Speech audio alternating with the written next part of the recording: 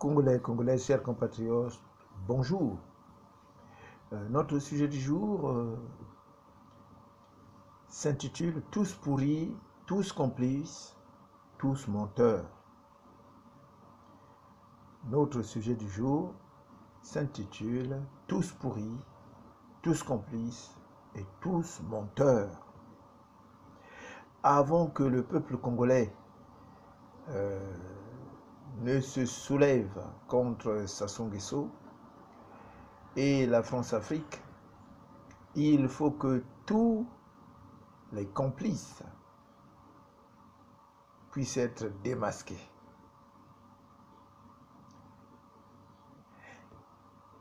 Beaucoup de Congolais font semblant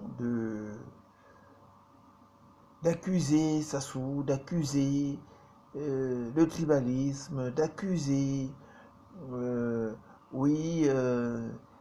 la malhonnêteté, la paresse ou le manque de vision de beaucoup de Congolais. Beaucoup de Congolais, pour fuir, pour ne pas poser les vrais problèmes, essaient de détourner l'attention des Congolais sur d'autres sujets. Mais s'il faut être logique avec nous-mêmes, le problème du Congo, c'est pas Sassou Nguesso.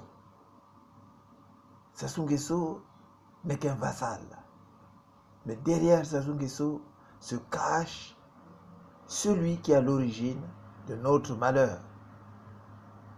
Ce n'est pas un sentiment d'anti-français, comme on dirait, l'anti-français primaire. Non, il faut dire les choses. Notre malheur, c'est la France. Sassou ne sert que les intérêts français. Si on dit à Sassou de diminuer la population du Poul, Sassou va le faire. Si on dit à Sassou de faire un hold-up électoral, il va le faire. Si on désigne à Sassou des personnes qu'il doit tuer, Sassou le fera.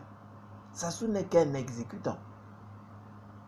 Ne pas le reconnaître, ne pas l'accepter, c'est faire preuve d'une naïveté d'enfant. Il faut poser les vrais problèmes. Les intellectuels fuient ce débat. L'élite fuit ce débat parce que l'élite, comme on a dit, l'élite du Congo est dans la religion et adepte de la religion de la France-Afrique. Ils adorent un Dieu qui habite à l'Élysée. Donc l'élite fuit ce débat. Même un enfant qui est en CM2 ou en 3e sait que le problème du Congo, c'est la France. Derrière Sassou se cache la France. Focard l'a écrit dans ses livres. Dans ses mémoires, Focard parle, il le dit bien. Quand Onga les emmerdait, Chirac avait envoyé un avion bourré de matériel et de mercenaires pour aller neutraliser Onga au nord. Sassou Nguesso est précieux pour eux. La France ne veut pas perdre Sassou parce que qui peut faire ce que Sassou Nguesso a fait pour eux au Congo? Assassinat de Mariam Wabi, assassinat de Kardinal de Bilbaïda, assassinat de président Massamba Deba, reconquête du pouvoir par les armes lorsqu'on a perdu dans les urnes. Qui peut le faire? Hold-up électoral lorsque la Constitution l'empêche. Et des accords léoniens, il a tout donné à la France. Sassou, toute sa vie, peut-être il a sacrifié même sa jeunesse pour servir la France. Et beaucoup de gens le savent. Mokoko est en prison, pourquoi? Parce que Mokoko a voulu, en quelque sorte, mettre en difficulté ce système. Il faut appeler les choses par leur nom. Il faut appeler le chat par chat. Si on n'arrive pas à le faire, ce n'est pas la peine. Derrière ça se cache la France. Beaucoup de militaires congolais sont en fait que des légionnaires. Donc Sassou est soutenu par la France. Le défunt Marjorie, paix à son âme, le disait, seul Sassou Nguesso peut commander le Congo. Théophile Obenga le dit, seul Sassou peut commander le Congo. Donc l'élite du Congo est en quelque sorte fabriquée, façonnée et mise en place par la France. L'opposition congolaise, c'est la France. Donc, même les sectes qui sont au Congo, même les religions, sont contrôlées par la France. On a vu Monseigneur Portela, qu'on a décoré, qu'on a donné la Légion d'honneur. Pour quel service qu'il a rendu? Point d'interrogation. On sait que les Adwa, les Nsourou ont massacré les populations du Poul. C'est normal. Les Okoi, ils ont massacré les civils congolais. Mais Monseigneur Portela, il a fait quoi? Tous pourris, tous complices et tous menteurs. Personne ne vous dira que derrière ça se cache la France. Et pourtant, tout le monde le pense. Ils le disent quand ils sont au salon avec leur famille, à l'abri des regards des autres. Ils le disent. Le mal du Congo, c'est la France. Mais le dire en public, personne n'ose.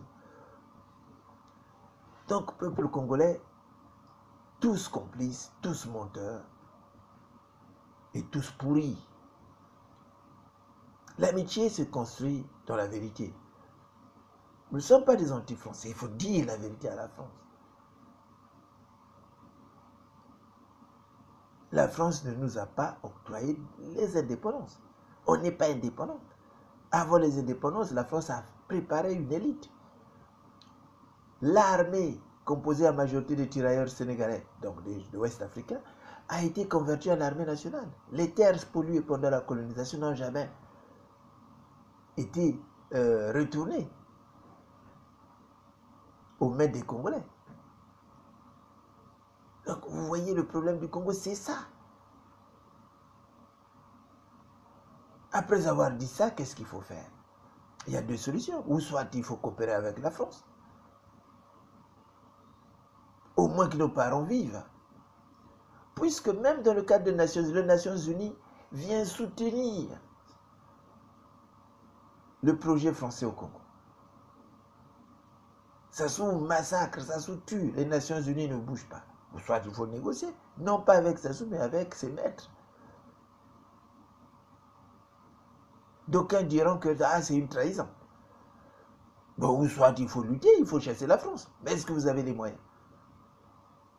Parce que sur place, l'élite qui doit encadrer la population, qui doit guider cette population, éclairer cette population, travaille pour la France.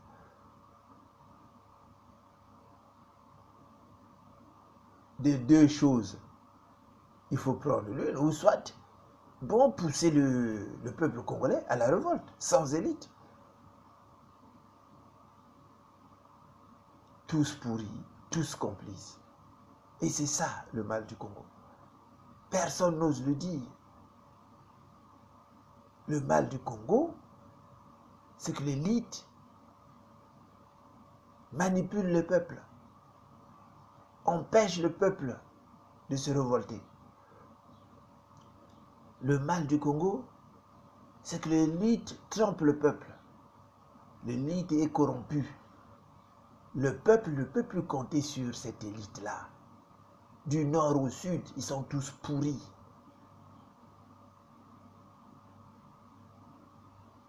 Donc ils maintiennent le peuple sous les chaînes pour que le peuple ne puisse pas chasser Sassou.